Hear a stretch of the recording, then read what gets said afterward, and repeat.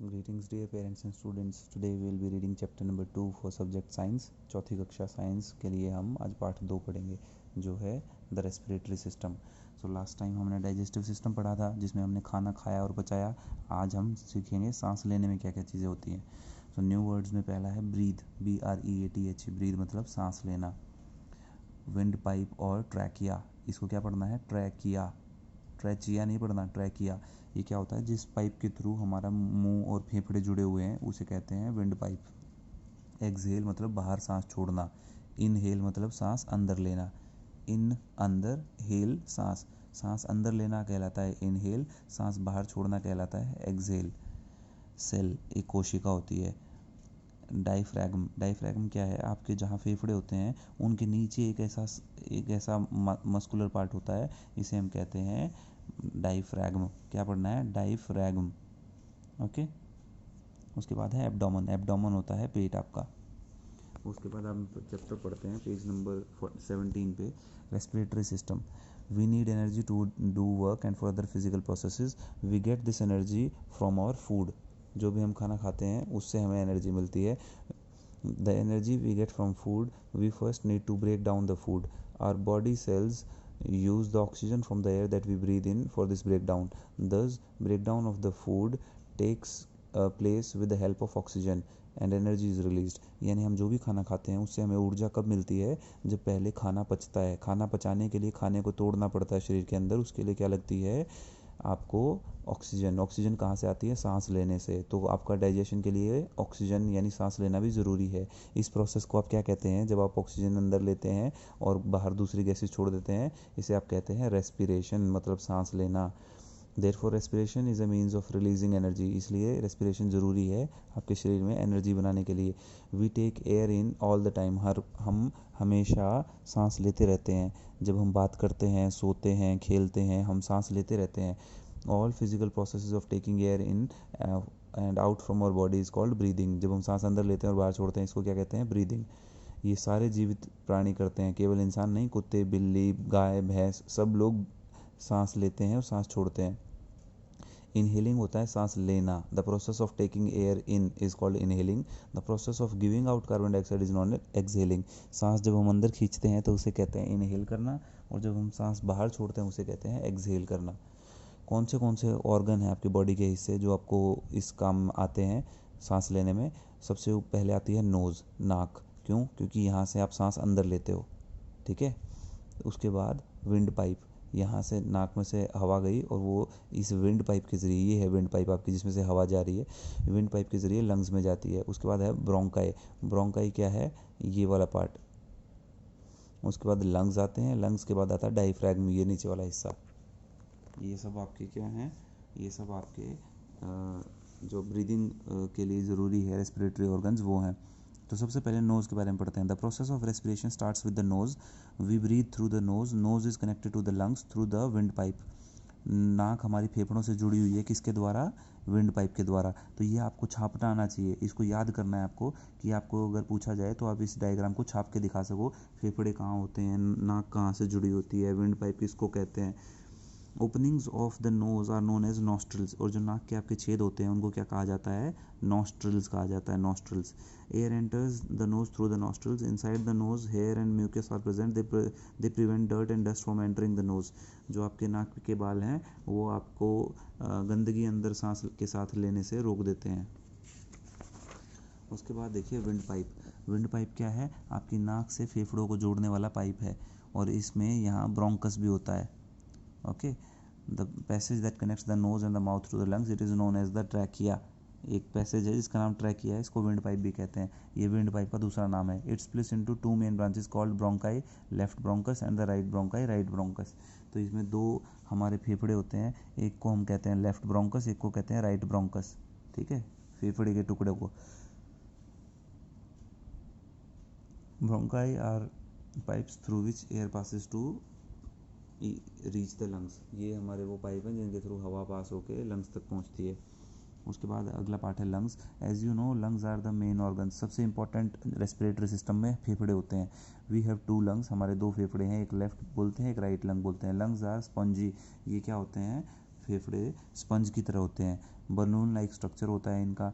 When air is inhaled, मतलब गुब्बारे की तरह जब हम सांस लेते हैं तो गुब्बारा जैसे फूल जाता है वैसे ही हमारे फेफड़े भी फूल जाते हैं, और जब हम सांस छोड़ते हैं तो सिकुड़ जाते हैं। उसके बाद डायफ्रैगम। डायफ्रैगम क्या है? फेफड़ों के नीचे होता है एक मस्कुलर पोर्शन डोम शेप्ड का।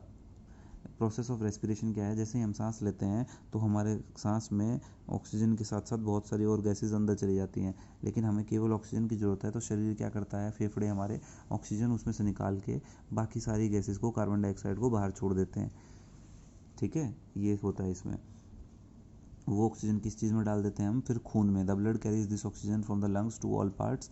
ऑक्सीजन की ज़रूरत क्यों पड़ती है? एनर्जी के लिए। इसलिए इस ऑक्सीजन को सारे बॉडी पार्ट्स में पहुंचाने का काम कौन करता है? खून, हमारा blood. An adult takes 12 to 20 breaths per minute. एक आम आदमी 12 से 20 बार एक मिनट में सांस ले लेता है।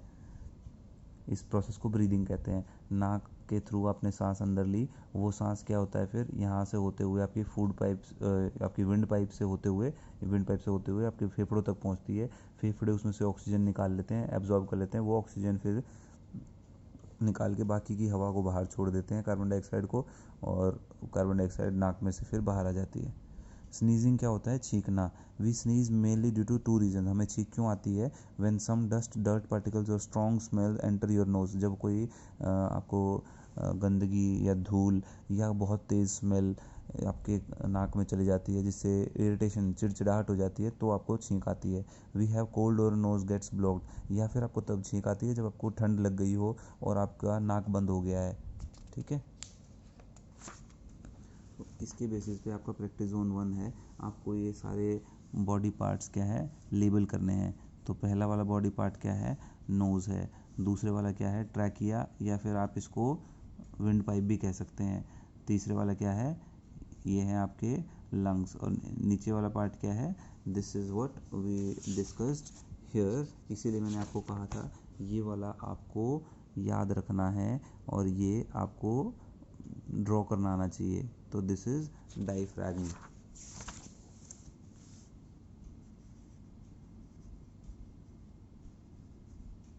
और ये क्या है?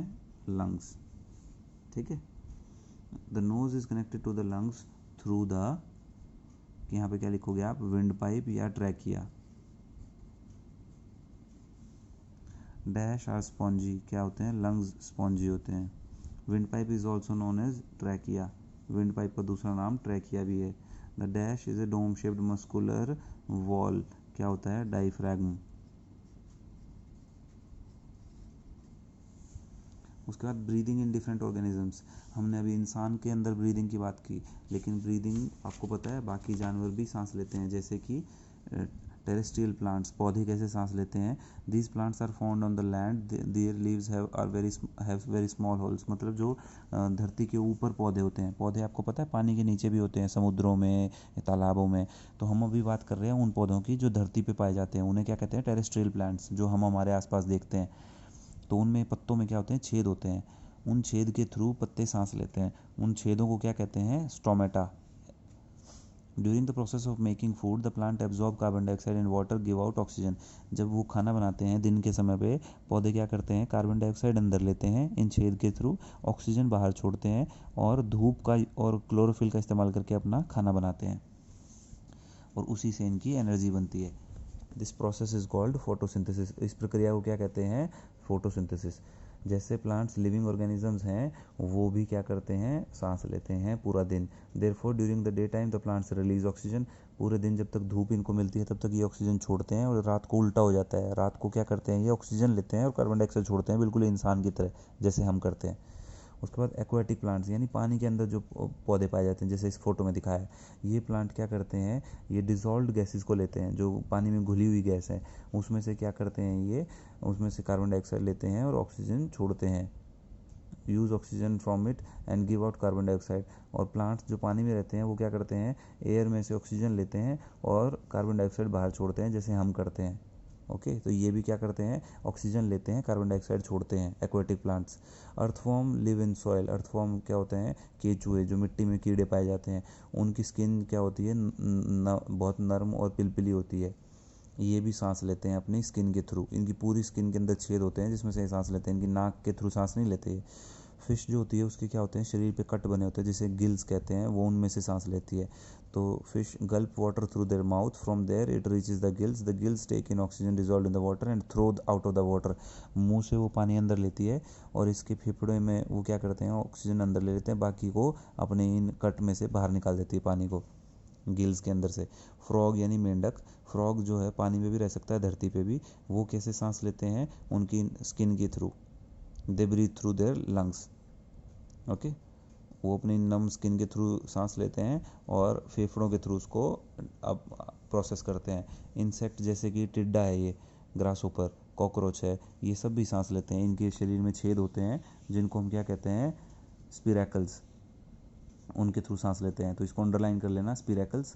और उसके बाद क्या लिखा है, बॉडी में एयर उनकी बट जाती है through a network of tubes called tracheal tubes. इनके पूरे शरीर में ट्यूब है जिसमें से ऑक्सीजन पास होती है, उसको कहते हैं tracheal tubes. Okay, so with this आपका चैप्टर कंप्लीट हो जाएगा। अब आपको केवल एक एक्सरसाइज का प्रैक्टिस जोन 2 का क्वेश्चन दिए हुए हैं। उससे पहले मैन, बर्ड्स एंड रेप्टाइल्स बताया हुआ है। ये सब लोग नाक से सांस लेते हैं, इनकी ऑक्सीजन ये एब्जॉर्ब करते हैं, बाकी बाहर निकाल देते हैं कार्बन डाइऑक्साइड। प्रैक्टिस जोन 2 देखिए, उसमें पूछा गया है solve the flowing clues and find the words. इसमें वर्ड छुपे हुए हैं, वो आपको ढूंढ के निकालने हैं। Aquatic plants use these two exchange gases in the water.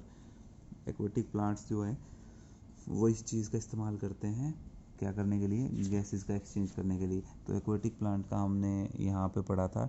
Aquatic plants क्या होते हैं, ये सबमर्ज्ड जो आपके पानी में मिली हुई गैस है उसको एब्जॉर्ब करते हैं through stomata into water. Stomata के ज़रिए, स्टोमेटा क्या है, जो छेद होते हैं पत्तों में, तो आपको यहाँ स्टोमेटा मिल जाएगा।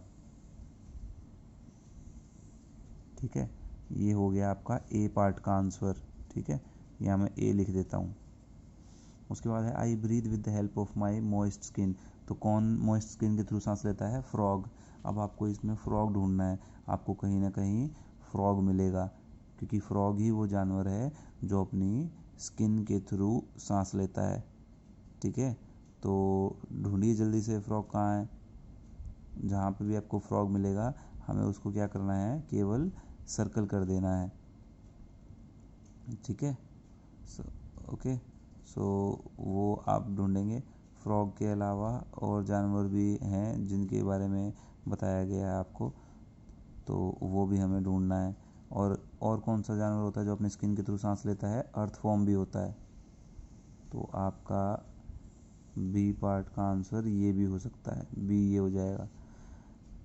We are the respiratory organs of fish. Fish के रेस्पिरेटरी ऑर्गन्स क्या होते हैं, गिल्स, जो हमने बताया था ना, उसकी स्किन पे कट होते हैं। ये सी पार्ट का आंसर हो जाएगा। We help the frog to respire on land. जो फ्रॉग है उसके रेस्पिरेटरी ऑर्गन में उसको धरती पे सांस लेने में क्या चीज़ें मदद करती हैं, in the water the frog breathe through moist skin and on the land they breathe through their lungs. तो उनको धरती पे आके अगर सांस लेना है तो किसके थ्रू सांस लेना पड़ेगा, लंग्स के थ्रू। ये है आपका पार्ट डी का आंसर। ई पार्ट क्या है, I respire with the help of spiracles. Spiracle मैंने आपको बताया था, नोट कर लेना। कौन स्पिरेकल के थ्रू सांस लेता है, ग्रास होपर और कॉकरोच। तो आपको इन दोनों में से कोई एक चीज़ ढूंढनी है। यहाँ आपको कॉकरोच दिखाई दे रहा है साफ साफ, तो ये पार्ट ई का आंसर हो गया। ठीक है, तो ये सब आप मैच कर लेना। चैप्टर को ध्यान से पढ़ना और समझना। Thank you, bye bye.